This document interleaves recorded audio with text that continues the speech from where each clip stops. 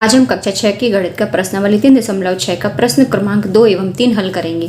प्रश्न क्रमांक 2 इस प्रकार से है, निम्न का महत्तम समावर्तक क्या है? दो क्रमागत संख्याएं। सबसे पहले तो क्रमागत संख्याएं क्या होती हैं हम जान लेते हैं। क्रमागत यानी कि क्रम से मतलब एक के बाद एक, जैसे 1, 2, 3, 4, 5, 6, ये हैं क्रमागत संख्याएं। अब बोल रहे हैं दो क्रमागत संख्याएं, तो हम कोई भी दो संख्याएं ले लेंगे। मान लीजिए हमने ले ली 2 और 3, तो 2 और 3 का महत्तम समावर्तक क्या हो जाएगा? एक बार हमने 2 का निकाल लिया और एक बार हमने 3 का निकाल लिया, तो 2 का तो 2 एकम 2 और 3 का भी 3 एकम 3। तो इस तरह से ये हमारा आंसर कितना आ जाएगा? 2 और 3, 2 के गुणनखंड क्या हो गए? 2 गुणा 1 और 3 के गुणनखंड हो गए 2 के गुणनखंड हो जाएंगे 2 गुणा 1। इसी तरह से 3 के गुणनखंड हो जाएंगे 3 गुणा 1। इनका महत्तम समावर्तक क्या हो जाएगा? 1। आप कोई भी क्रमागत संख्या ले लेंगे, 5, 6 ले लेंगे तो भी एक ही आएगा महत्तम समावर्तक, क्योंकि एक विषम होगी और एक सम होगी। इस तरह से इसका आंसर आ जाएगा 1। फिर है दो क्रमागत सम संख्याएं। अब सम संख्याएं क्या होती हैं आप लोग तो जानते होगे ना। सम संख्याएं होती हैं, ये होती हैं 2, 4, 6, 8, 10, 12, ये हैं सम संख्याएं। अब कोई भी दो क्रमागत सम संख्याएं, क्रमागत यानी कि एक के बाद जस्ट दूसरी, ये नहीं ले सकते, 2 और 6 नहीं ले सकते, या 2 और 8 नहीं ले सकते, 2 के बाद 4 ही लेंगे। यदि पहली सम संख्या 2 ली है तो दूसरी इसकी क्रमागत 4 होगी।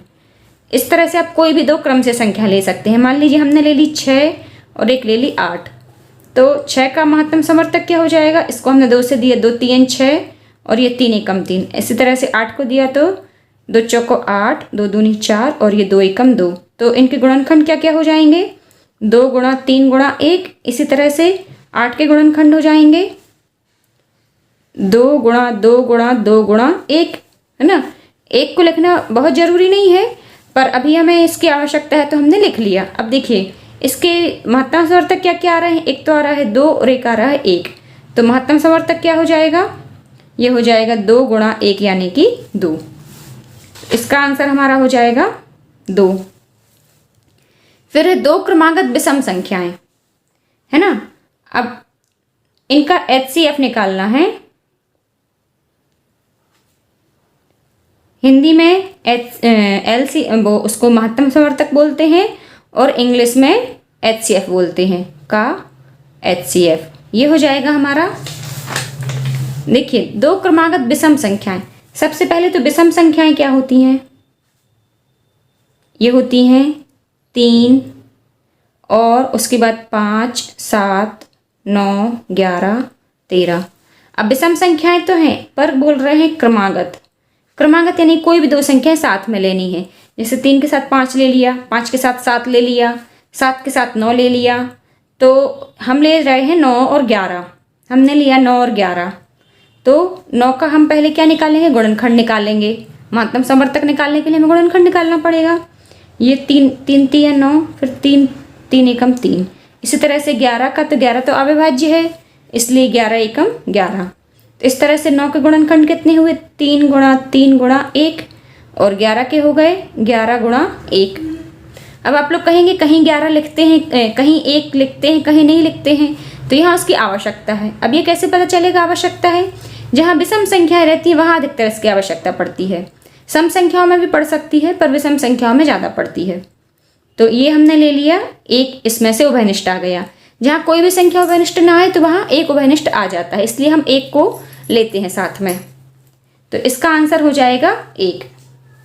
इसका HCF आ गया हमारा 1। अब इसी का है तीसरा, अभाज्य गुणनखंड द्वारा दो सह अभाज्य संख्याओं 4 और 15 का महत्तम समावर्तक इस प्रकार किया गया। 4 बराबर 2 गुणा 2 और 15 बराबर 3 गुणा 5। चूंकि इन गुणनखंडों में कोई अभाज्य सार्व गुणनखंड नहीं है, इसलिए 4 और 15 का महत्तम समावर्तक 0 है। क्या यह उत्तर सही है? यदि नहीं है तो महत्तम समावर्तक क्या है?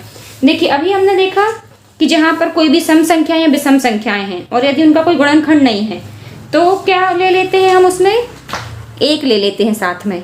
अब जैसे कि 4 के गुणनखंड हैं, तो ये इनने 2 और 2 तो लिख दिए, लेकिन साथ में 1 भी तो आएगा, है ना। तो यहाँ हम लिखेंगे 4 के गुणनखंड, ये हो जाएंगे 2 गुणा 2 गुणा 1। इसी तरह से 15 के गुणनखंड, तो ये हो जाएंगे 3 गुणा 5 गुणा 1। ये जो इसमें दिया है 3 गुणा 5, उसी में हमने एक और ऐड कर दिया, क्योंकि दोनों में कोई भी संख्या कॉमन नहीं आ रही है, इसलिए हमने 1 भी लगा दिया, तो ये उभयनिष्ठ आ जाएगा 1। इन गुणनखंडों में कोई अभाज्य सार्व गुणनखंड नहीं है ना, एक है सार्व अभाज्य गुणनखंड, इसलिए 4 और 15 का महत्तम समवर्तक 0 है। क्या यह उत्तर सही है? इन्होंने 2 चीजें पूछी हैं, क्या यह उत्तर सही है? तो हम लिखेंगे यह उत्तर सही नहीं है।